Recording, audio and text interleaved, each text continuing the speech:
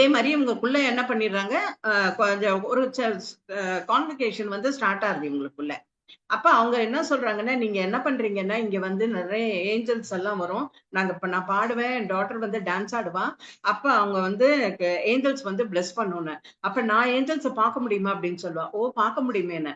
அதுக்கு நீ வந்து டான்ஸ் ஆடணும்" அப்படின்னுவாங்க. ஓகேன்னு சொல்லிட்டு இவங்களோட சேர்ந்து அவளும் டான்ஸ் ஆடுவா.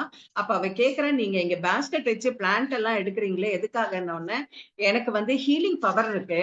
இந்த பிளான்ட்ல நல்ல மெடிசன் எந்தெந்த பிளான்ட்ல மெடிசன் இருக்குன்னு சொல்லிட்டு என்னால எடுக்க முடியும்.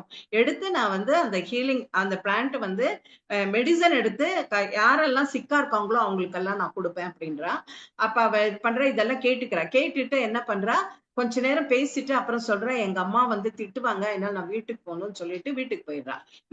நம்ம வந்து பிளான்ட்ட வந்து நம்ம எடுக்கும்போது அதுகிட்ட பர்மிஷன் வாங்கணும். கேட்டுட்டு தான் பண்ணணும். நான் சம்டைம்ஸ் சில பிளான்ட்ட வந்து சில டிசீஸ்க்காக பாயிண்ட் அவுட் பண்ணி நான் எடுக்கும்போது, அந்த பிளான்ட்டே வந்து எனக்கு சொல்லும். என்ன இப்ப நீ பிளக் பண்ணாத, நான் இன்னும் கொஞ்சம் குரோ ஆணும்.